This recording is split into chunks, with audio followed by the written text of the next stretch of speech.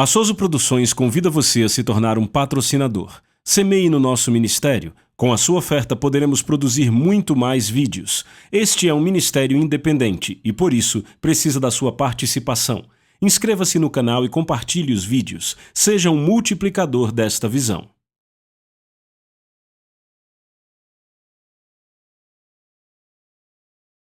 Os versículos usados nos vídeos que traduzimos nem sempre correspondem a versões em português. Muitas vezes precisamos traduzir do original em inglês para fazerem sentido no contexto do vídeo.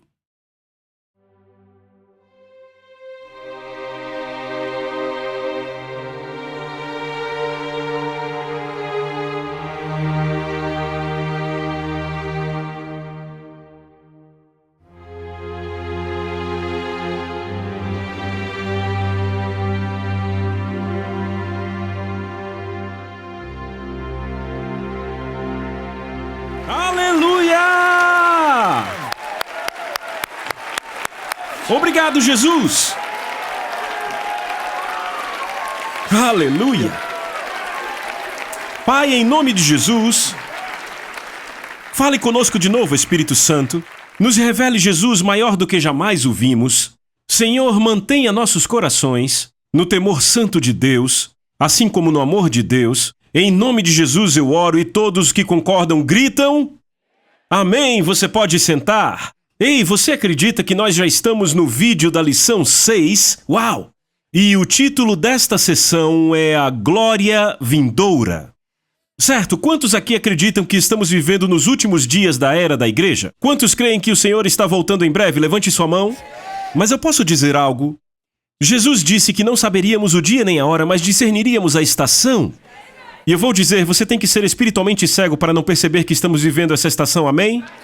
Então as escrituras proféticas previram como Deus revelaria a sua glória de forma poderosa no princípio da era da igreja e novamente no término da era da igreja imediatamente antes da sua segunda vinda. Ouçam o que o apóstolo Tiago disse em Tiago 5,7. Ele diz: Sede, pois, irmãos, pacientes até a vinda do Senhor. Vejam como o lavrador aguarda com paciência o precioso fruto da terra. Repitam, precioso fruto da terra. O que é o precioso fruto da terra? Gritem! Sim, são almas, que igreja poderosa! Gostei de ver! O precioso fruto da terra são almas, então veja, ele espera pacientemente por isso, pela colheita do precioso fruto da terra, até que ele receba as primeiras e as últimas chuvas. As primeiras começaram no dia de Pentecostes, as últimas estão por vir. Sabe, o tempo passa e eu ouço ministros dizerem: estamos vivendo as últimas chuvas, o último derramar da glória de Deus. E eu digo: ei, amigo, a sua visão está muito pequena. Se esse é o derramar da glória de Deus, então eu, entre todas as pessoas, serei o mais desapontado. Amém?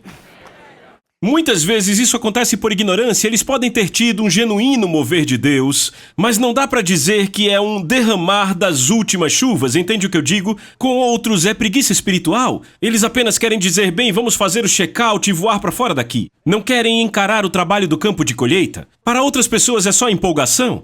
Isso é o mais perigoso porque é muito irreverente empolgar pessoas, dizendo estamos nas últimas chuvas e você sabe que não, certo? Uma vez Deus falou comigo algo sobre isso, ele disse: filho, aqueles que se baseiam no artificial nunca verão o real.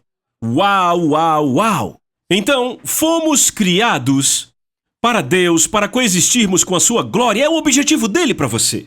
Você pode dizer amém? Se formos sinceros, admitiremos que, como templos, ainda não estamos preparados para a sua glória. O templo ainda está em construção, a ordem divina está sendo restaurada no coração das pessoas, na igreja hoje. Há outro período na história de Israel. E este realmente coincide com o ponto em que estamos hoje. Depois de 70 anos de cativeiro com os babilônios e os persas, sabe, Deus então conseguiu começar a enviar seu povo à terra prometida para fazer o quê? Reconstruir os muros, e reconstruir o templo, e reconstruir a nação. Correto? Neemias foi o encarregado dos muros, mas então houve um outro momento em que Deus disse: agora é hora de restaurar o templo, certo? Mas agora, enquanto estavam reconstruindo o templo, todos estavam entusiasmados. Todos trabalhando duro, mas quando a fundação foi estabelecida, e de repente todo o povo estava mais preocupado com seus assuntos pessoais do que com construir a casa de Deus, então Deus levanta um profeta. Seu nome era Ageu. E Ageu vai ao povo 16 anos depois que o trabalho foi começado no templo, e ele diz em Ageu capítulo 1, verso 4, acaso é tempo de habitardes vós em casas apaineladas, enquanto esta casa permanece em ruínas? Os israelitas perderam a perspectiva. As coisas iam bem para eles. Sabe, perseguindo seu próprio sucesso, eles buscavam seu próprio conforto e segurança. E quer saber? As coisas estavam mesmo indo bem? E Deus faz a seguinte declaração pelo profeta Ageu, versos 9 e 10. Esperastes muito e eis que veio a ser pouco.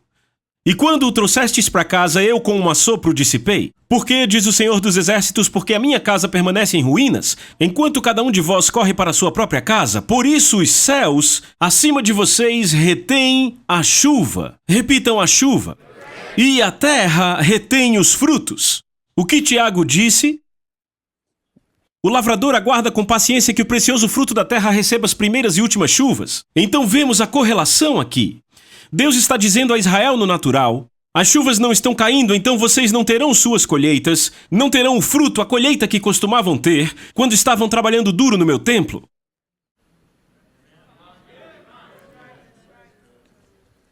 A chuva havia sido retida das colheitas deles. Remoções ou retenções que Deus realiza não são ele sendo mal para conosco, é simplesmente ele dizendo, eu estou tentando fazer com que se voltem para mim de novo. Será que hoje é tão diferente?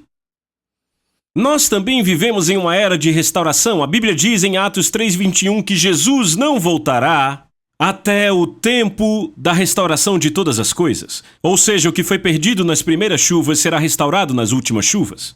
Estão comigo? Mas os céus segurarão Jesus até a restauração de todas as coisas. É muito importante que você entenda isso. As Escrituras prometem que tudo que foi perdido será restaurado antes da sua vinda.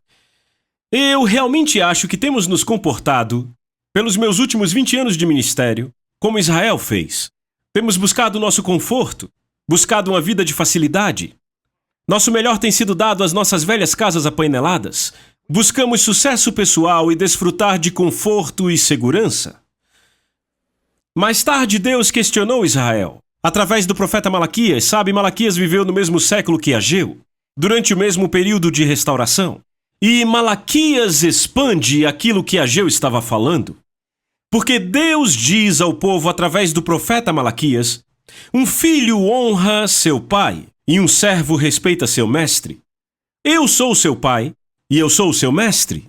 Mas onde está a honra e respeito que eu mereço? Isso é Deus falando com seus líderes e com seu povo. Vocês desprezaram o meu nome, mas perguntam, como em algum momento desprezamos o teu nome? Quando vocês dão animais cegos em sacrifício, isso não é errado? E não é errado oferecer animais aleijados e doentes? Tentem dar isso ao governador de vocês e vejam como ele se agrada. Diz o Deus Todo-Poderoso. A Deus era dado o secundário, enquanto o povo retinha o melhor para si. Ofereçam o que estão dando para mim ao seu governador, Deus disse. Eu diria assim, ofereçam ao seu chefe e vejam como serão tratados. Estão comigo? Eu poderia dizer que se a maioria dos americanos tratassem seu emprego como tratam a casa de Deus, seriam demitidos em uma semana. Chegamos à igreja 10 minutos atrasados. Não servimos na igreja. Ficamos chateados com o pastor se o culto demora mais que 1h30. Damos gorjetas a Deus. A gente vai e honra Hollywood com $20 para pipoca e 2 assentos, mas damos a Deus uma oferta de 5 e a gente acha que é generoso? Eu estou pregando. O pastor convoca um culto de oração e uma fração da igreja aparece. E eu estou falando de uma fração pequena. O clima está ruim, a gente não vai. O clima está muito bom, vamos aproveitar. Por quanto tempo uma performance de emprego dessa dura, na maioria das empresas hoje, é o que Deus está dizendo? Por que você não oferece a forma como me serve aos seus chefes? E veem por quanto tempo ficarão empregados? Esse comportamento para com Deus é irreverência diante do Senhor. A maioria de nós trabalha muito e trabalha duro para manter nosso estilo de vida, mas reclama se o culto no domingo demora meia hora além do tempo e cremos, passa apenas meia hora e achamos que devia ter terminado. É esse comportamento que impede que as últimas chuvas de Deus se manifestem. É esse comportamento que impede que as últimas chuvas caiam nos últimos dias da igreja. É isso que está retendo o precioso fruto da terra. Israel mudou por causa da pregação de Ageu. E ouçam o que ele diz no verso 12: Israel obedeceu à voz do Senhor seu Deus. Eu amo isso. E as palavras do profeta Ageu. Não é interessante? Obedeceram à voz do Senhor seu Deus e à voz do profeta Ageu, como tendo o Senhor seu Deus o enviado. E o povo temeu a presença do Senhor, o temor do Senhor foi restaurado. Eles não estavam mais dando irreverentemente o secundário a Deus. A reverência foi restaurada e agora o foco estava de novo no templo. Os interesses pessoais agora secundários. Não me entenda mal, Deus quer te abençoar. Quantas vezes eu já vi pessoas virem me testemunhar: meu Deus, essas pessoas têm uma vida tão abençoada porque colocam Deus em primeiro lugar. Sabe, eu já ouvi uma vez após outra, após outra, após outra. Estão comigo?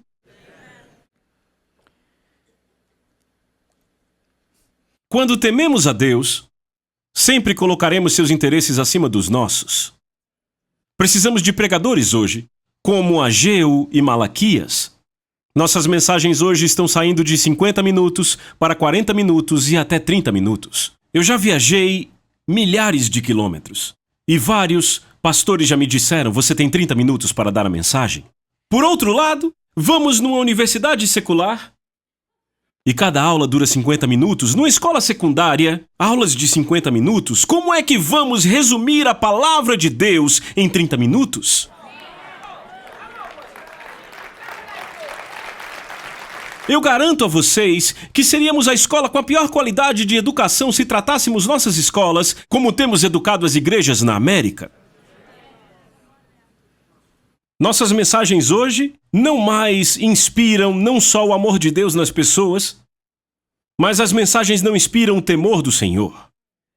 Nossas mensagens, de fato, só levam as pessoas a ter uma vida mais confortável, ao invés de ser a palavra de Deus que passa aos corações e discerne as intenções dos corações. Não me entenda errado, há momentos em que temos que encorajar, que temos que levantar pessoas, mas eu vejo pelo Novo Testamento que há momentos de correção, há momentos de repreensão. E foram esses momentos que salvaram a minha vida. Paulo disse: para apresentar todo homem perfeito a Cristo, temos que exortá-lo e ensiná-lo. Amamos ensinos, mas desprezamos exortações. Você pode dizer amém? Então Ageu apontou a condição presente do templo. Depois que o povo começa a obedecer à voz de Deus, então Ageu vem e fala isso no capítulo 2. Quem entre vocês que tenha sobrevivido viu este templo na sua primeira glória? Lembre, eles ficaram presos por 7 anos. Alguns tinham 85, 90 anos e lembravam da glória daquele templo. Estão comigo? Ele diz: quem dentre vós sobreviveu e lembra da glória do primeiro templo? Ageu 2:3, quem de vocês que tenha sobrevivido viu esse templo na sua primeira glória e agora, vocês o veem agora e o comparam? Aos seus olhos ele não parece nada? Ele diz: certo, vocês lembram do templo antes do cativeiro e vocês olham o templo agora, como ele está comparado ao que era antes? Ele diz: não é nada. Eu creio que Deus está fazendo a mesma pergunta hoje. Quantos de vocês lembram da igreja na sua primeira glória? No livro de Atos, e como vocês a veem hoje em comparação? Eu acho que, se formos honestos, diremos: aos nossos olhos não é nada. Eu provo a vocês. No primeiro dia de Pentecostes, eles nem anunciaram o encontro, e 3.000 almas foram salvas às 9 da manhã.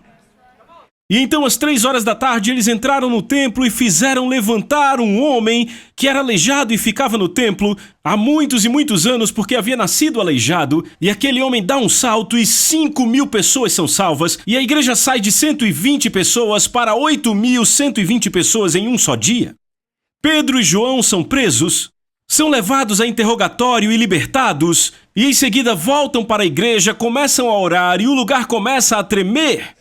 E quantos sabem que a Bíblia não exagera? Eu sei que há pescadores que exageram, sei que há pregadores que exageram, mas a Bíblia não pode exagerar porque é mentira. E Deus não pode mentir. Se diz que o prédio tremeu, ele tremeu. E eles saíram por ali e a Bíblia diz que vários milagres aconteceram pelas mãos dos apóstolos. E então vem um casal e mente sobre sua oferta e caem mortos. E então Pedro sai pelas ruas, não uma rua, mas ruas de Jerusalém, e qualquer um que passa perto da sua sombra, eu acho que era a nuvem de Deus, Deus curava, era levantado. Aleijados começavam a andar quando a sombra passava pelas ruas e os tocava. Então, toda a casa ouvia a palavra de Deus e não havia comunicação por rádio ou satélite, porque os crentes pregavam em toda a casa. E então eles são separados e, ouçam, um homem que servia as mesas das viúvas vai para Samaria, e a Bíblia diz que toda a cidade de Samaria foi salva. Então o Espírito de Deus envia esse homem para o deserto, onde ele ganha o terceiro homem mais importante da Etiópia, e então desaparece e ele é, ouçam, trasladado para outro lugar. Pedro vai para um lugar chamado Lida e havia um homem que estava paralítico há 8 anos. Ele cura o homem e a Bíblia diz que tanto Lida quanto Sarona, cidades vizinhas, todos foram salvos quando viram aquele homem andando. Eu sei que tem igrejas hoje que têm 8, 9 mil pessoas, mas e quantas outras 3 milhões de pessoas na cidade perdidas? Por que é que as grandes vias, as rodovias são congestionadas às sextas à noite, mas no domingo você pode dirigir para a igreja sem tráfego nenhum? Mas aqui cidades inteiras eram salvas. Vemos aqui também o que foi dito na cidade de Tessalônica da Grécia. O homem que virou o mundo de cabeça para baixo agora está vindo à nossa cidade. Uau, que relatório! E então chegamos ao maior de todo, esse é demais. Vamos para Atos 19:10, onde diz: E isto continuou por 2 anos, de forma que todos que habitavam na Ásia ouviram a palavra de Deus, tanto judeus quanto gregos. Você entende que ele disse todos que habitavam na Ásia? Ele não diz toda a Ásia, porque se dissesse toda a Ásia, poderia haver alguns pedaços em que não chegou a palavra. Ele não diz toda a Ásia. Todos que habitavam na Ásia. Significa cada pessoa, não numa cidade da Ásia, não num país da Ásia, na região toda. Ouviram a palavra de Deus em 2 anos sem satélites e bicicletas, sem telefones, sem transmissão na rede, nada. Cada ser humano ouviu a palavra de Deus no espaço de 2 anos. Todos da Ásia. Você tem um vislumbre de como o livro de Atos é glorioso? As primeiras chuvas. Agora vamos para a pergunta de Deus de novo. Como é a igreja de hoje comparada à igreja de Atos? Eu acho que se você for honesto, dirá que nada somos, não somos nada comparado a Atos. Se formos honestos, diremos sim a isso. Podemos ter mais recursos. Mas por que não temos o impacto que a igreja antiga teve? Gastamos bilhões de dólares em prédios e fitas, livros, equipamentos de satélites, programas de TV, mas não chegamos nem perto do impacto da igreja antiga. Se acharmos que chegamos ao nosso destino, não teremos o desejo de ir além, a nossa paixão e sentimento pela aventura se perderão, e é por isso que Deus faz essa pergunta. A razão pela qual Deus faz essa pergunta não é para nos sentirmos condenados, é porque Ele quer alargar nossa visão. Porque Deus diz em Provérbios 29:18, onde não há revelação, visão profética, o povo se corrompe. Com esta revelação da nossa necessidade, Ele abre o caminho para a sua visão profética, e a visão é essa, você está pronto para ela? Ageu capítulo 2, verso 9, a glória desta última casa ou templo será maior do que a primeira. A glória da última igreja, isso é profético. Ele está falando para Israel, mas lembre que muita coisa que foi dita a Israel eram tipos e exemplos do que acontecerá conosco. Essas coisas foram escritas como exemplos para nós, diz a Bíblia. Ageu diz com ousadia, a glória desse segundo templo será maior do que no de Salomão. O que Deus está nos dizendo hoje é que a glória da última igreja será maior do que a da igreja do livro de Atos. Eu nunca vou esquecer, quando eu era pastor de jovens e estava orando um dia, o Espírito Santo, sabe, eu consigo fechar meus olhos e dizer exatamente o que eu estava orando ali.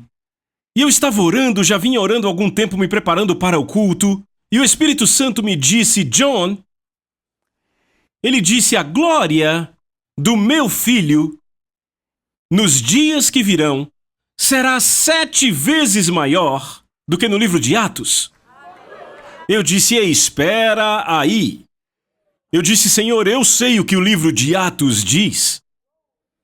Sabe, é quase um conto de fadas de tão impressionante. Eu preciso de 3 testemunhas na Bíblia sobre isso ou eu não vou acreditar. Sabia que Deus nunca fica com raiva porque eu peço isso?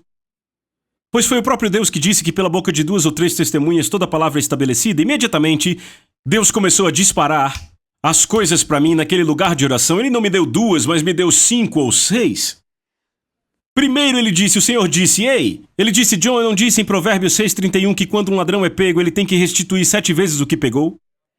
A Bíblia diz que os céus reterão Jesus até o tempo da restauração de todas as coisas. Ele disse, o que o ladrão roubou do meu povo na era das trevas será restaurado 7 vezes antes que ele volte.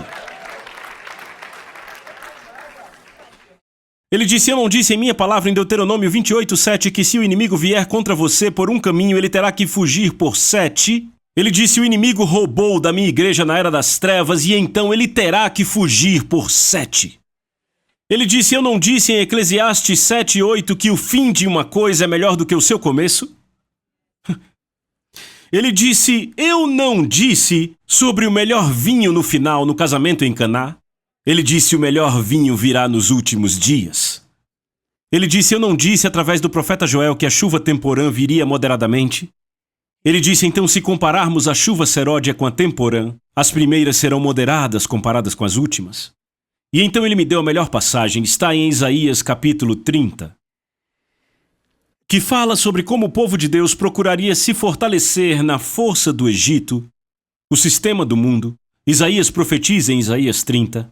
Nos últimos dias ele diz, meu povo irá para o sistema do mundo e tirará a sua força do sistema do mundo. Estão comigo? Estão comigo? Eles se fortaleceriam nos ídolos procurados pelo mundo. Então Deus teria de levar o povo através da adversidade, está em Isaías 30, e da aflição para sua purificação. Você pode até discordar, mas por favor leia sua Bíblia. Neste processo, eles deixariam de lado seus ídolos e voltariam seus corações completamente a Deus. Quando isto acontecesse, Deus disse então, isso está em Isaías 30:23, então te dará chuva sobre a tua semente. Isaías não está falando de chuva natural, mas está falando da chuva do Espírito de Deus. Porque ele continua dizendo no verso 26, a luz do sol será 7 vezes mais forte, como a luz de 7 dias. Assim será no dia em que o Senhor começar a curar o seu povo e curar as feridas que ele lhes deu. Lembra, Oséias disse que depois de 2 dias ele nos revigorará? Vinde, o Senhor nos despedaçou, mas nos sarará. Depois de 2 dias nos revigorará. Ao final de 2000 anos, ele vai nos levantar para que vivamos diante dos seus olhos, no 3º dia, que é o 3º milênio. É uma passagem profética. Deus diz, eu darei a chuva. Ele diz, eu darei a chuva. E ele diz que então o sol brilhará 7 vezes mais forte. Ele não está falando do sol natural, porque quando chove lá fora, o sol não brilha 7 vezes mais. Ele está falando do sol da justiça. Malaquias chama Jesus de o sol, o S-O-L, o S-O-L da justiça. É assim que ele o chama. Você está comigo? Eu disse, você está comigo? Hoje, não vemos cidades inteiras serem salvas. As últimas chuvas, hoje ainda não estão sendo derramadas. E eu quero fazer essa declaração ousada e eu quero que você lembre dela. Onde estivemos e onde estamos agora, não é para onde estamos indo. Você pode marcar e escrever isso. Precisamos levantar os olhos para o horizonte e ansiar pela glória que está por vir. Haverá uma grande diferença entre a igreja antiga e a igreja de agora. É que a primeira igreja tinha a glória manifesta imediatamente. Na igreja dos últimos dias, eu acredito que a chuva virá e vai rapidamente restaurar a glória dele. Repita, restaurar rapidamente. Há ainda outro período na história de Israel que mostra isso. Você está pronto? Você está pronto? Quer continuar? Depois do reinado do rei Saul, o rei Davi tomou o trono, certo?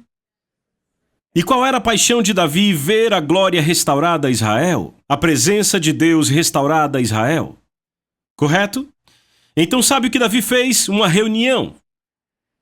E ele consultou os capitães de 1000 e os de 100, e cada um dos líderes sobre como poderiam restaurar o tabernáculo na presença do povo. Quando tiveram essa reunião, sabe o que aconteceu? Os líderes de Davi disseram, sabe, nos lembramos do que os filisteus fizeram. Então os líderes se reuniram e disseram, certo, é isso que faremos. Vamos construir um carro novo e teremos 2 homens escolhidos para levar esse carro. De fato, Uzá é que vai conduzi-lo. Então fizeram esse carro novo e começaram a trazê-lo. Estão acompanhando?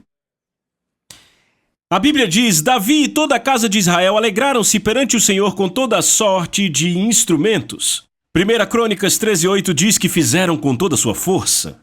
Estavam louvando a Deus porque a glória estava voltando, a arca no carro novo, Uzá, um grande homem de Deus conduzindo o carro. Então lemos em 2 Samuel 6, versos 6 e 7, quando chegaram à eira de Nacon, estendeu Uzá a mão, a arca de Deus e a segurou, porque os bois tropeçaram. E então a ira do Senhor se acendeu contra Uzá e Deus o feriu ali pela sua irreverência. A Bíblia diz erro e na nota de margem diz irreverência. E ele morreu ali. E morreu ali junto à arca de Deus. Impressionante. Apenas uma geração antes, 2 homens estavam cometendo adultério na porta do tabernáculo onde a arca habitava. A irreverência deles era flagrante e excedia muito a deste homem, Uzá, que apenas estendeu a mão para firmar a arca. Porque, no caso dos filhos de Eli, a glória havia partido com Uzá a glória de Deus estava sendo restaurada. Quanto maior é a glória, mais rápido e mais severo é o seu julgamento pela irreverência. Davi se desgostou naquele dia e disse, como virá a minha arca do Senhor? 2 Samuel 6, 8 e 9. A Davi, a seus líderes e ao povo, não faltava paixão. Você está me ouvindo? Não lhes faltava paixão. Tinha havido muita preparação para recuperar a arca. Tinham trabalhado duro para isso. Eles acreditavam que estavam honrando a Deus ao levarem a arca num carro novo. E o choque de Davi se tornou em ira. Davi pode ter se questionado por que Deus fez isso. Por que ele não apreciou o nosso zelo, mas o rejeitou? Os meus esforços e os esforços dessa nação para restaurar sua presença, com tamanho julgamento. Eu fiz tudo o que eu podia para honrar a Deus e o meu melhor foi considerado inaceitável. Depois de pensar muito, sua ira virou temor. Mas Moisés tinha dito anteriormente em Deuteronômio capítulo 6, versos 1 e 2, estes são os estatutos e juízos que mandou o Senhor teu Deus, que se te ensinassem, para que os cumprisses na terra, para que temas ao Senhor teu Deus. Deus deixou mandamentos específicos também ao rei, porque Moisés, em Deuteronômio 17, versos 18 e 19, disse também, quando se assentar no trono do seu reino, escreverá para si o traslado dessa lei num livro do que está diante dos levitas, sacerdotes, e o terá consigo, e nele lerá todos os dias da sua vida, para que aprenda a temer o Senhor seu Deus. Se Davi tivesse feito isso, ele saberia que a arca deveria ser carregada pelos sacerdotes. Essa falta de conhecimento fez todo o povo de Israel imitar as formas do mundo para levar a presença de Deus. Os filisteus eram ignorantes, mas o povo de Deus não. Estamos cometendo o mesmo erro hoje? Estamos buscando diligentemente a palavra de Deus, a palavra do Senhor, nas suas escrituras? Ou estamos tirando algumas ideias para o ministério do mundo? Porque o que acontece é que quando não buscamos a Deus diligentemente, indo à sua palavra com diligência, a nossa inspiração acaba vindo do mundo em que vivemos. Vimos isso com Arão e vimos com Davi. Você ainda está comigo? As ideias do nosso ministério muitas vezes são forjadas por uma reunião de homens. E eles aparecem com ideias de como vamos restaurar a glória de Deus à igreja. Davi e seus homens desejavam a presença de Deus, mas lhes faltava o conhecimento de Deus. Provérbios diz: Filho meu, se você receber minhas palavras e entesourar meus comandos em você, se você inclinar seu ouvido à sabedoria e aplicar seu coração ao entendimento e clamar por discernimento, e levantar a sua voz por entendimento, se buscar a minha palavra como prata e tesouros escondidos, você entenderá o temor do Senhor e encontrará o conhecimento de Deus. Deus diz: se você buscar minha palavra como tesouros escondidos. Se alguém te dissesse que há 10 milhões de dólares escondidos na sua casa em algum lugar, eu aposto que você derrubaria todas as paredes, procurando aqueles 10 milhões. E aí temos a contraparte do Novo Testamento em Timóteo, onde Paulo diz: toda a escritura é inspirada por Deus e útil para ensinar o que é verdade e nos fazer perceber o que há de errado em nossa vida. Ela nos alinha e nos ensina a fazer o que é certo. É a forma de Deus de nos preparar em todo o caminho. Veja, nós ainda temos a palavra do Senhor que Deus nos deu no Novo Testamento. Está por toda a Escritura. Às vezes eu me entristeço quando eu olho a média de um livro cristão hoje. Eu olho no livro e vejo às vezes 7, 8 versículos no livro inteiro. Às vezes eu não vejo nenhum. Às vezes eu vejo só 1 ou 2.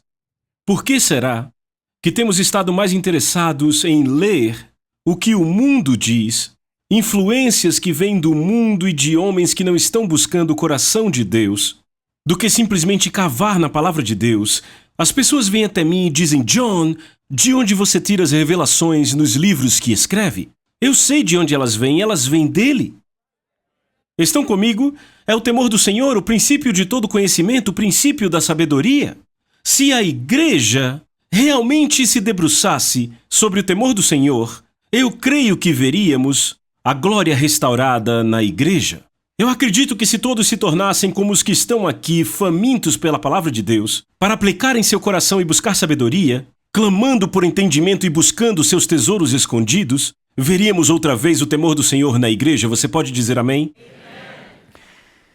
Quando Davi viu o que aconteceu com Uzá, voltou para Jerusalém e buscou diligentemente o conhecimento de Deus. 3 meses depois, ele fez uma proclamação. Ele disse: ninguém pode levar a arca de Deus, senão os levitas, porque o Senhor os elegeu para levarem a arca de Deus. Sabe o que é interessante? É que Amós faz uma declaração. Ele diz: naquele dia, está falando dos últimos dias, levantarei o tabernáculo caído de Davi, repararei as suas brechas, e levantando-o das suas ruínas, restaurá-lo-ei como fora nos dias da antiguidade. Tiago, o apóstolo, quando ele viu os gentios vindo para o reino, ele citou as palavras de Amós e disse em Atos 15, versos 14 a 18, Simão declarou como Deus primeiramente visitou os gentios e tirou do meio deles um povo para o seu nome, e com isto as palavras dos profetas concordam, como está escrito: depois disto retornarei e reconstruirei o tabernáculo de Davi, que está caído, levantarei suas ruínas e o estabelecerei, para que o resto da humanidade possa buscar ao Senhor, até mesmo os gentios que são chamados pelo meu nome. Pelo Espírito, Tiago viu esta grande colheita de crentes vindo para o reino, crentes gentios, não crentes judeus, vindo para o reino com a restauração da glória de Deus. Mas sabe o que é interessante?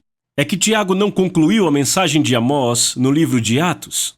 A razão disso é porque a mensagem de Amós é para os nossos dias. Ouçam o que Amós continua dizendo: eis que vem dias, diz o Senhor, em que o que lavra segue logo ao que ceifa, e o que pisa as uvas ao que lança a semente, o doce vinho gotejará dos montes e fluirá de todas as colinas. Ele continua dizendo que a colheita será tão grande que o ajuntamento de almas será maior, tão grande que vai sobrecarregar a pregação que vai cultivar a terra para trazer as almas. Em outras palavras, a colheita será tão grande que vai fundir a mente. Tiago não citou essa parte da profecia de Amós porque é para os nossos dias, porque Deus disse que a colheita de almas nos últimos dias, as últimas chuvas, estarão trazendo a maior das colheitas. A maior colheita que a humanidade já viu de almas vindo para o reino vai acontecer nessa última geração. Eu quero crer com todo o meu coração que somos parte dessa geração, e eu quero trazer de novo a você a pergunta: Como você vê a igreja hoje comparada ao livro de Atos? Aos seus olhos ela é nada, mas há boas notícias. A glória da nossa última igreja será maior do que a da primeira, do que do livro de Atos. Eu não sei você, mas eu estou empolgado, amém? Vejo você na próxima sessão. A Soso Produções convida você a se tornar um patrocinador. Semeie no nosso ministério. Com a sua oferta poderemos produzir muito mais vídeos. Este é um ministério independente e, por isso, precisa da sua participação. Inscreva-se no canal e compartilhe os vídeos. Seja um multiplicador desta visão.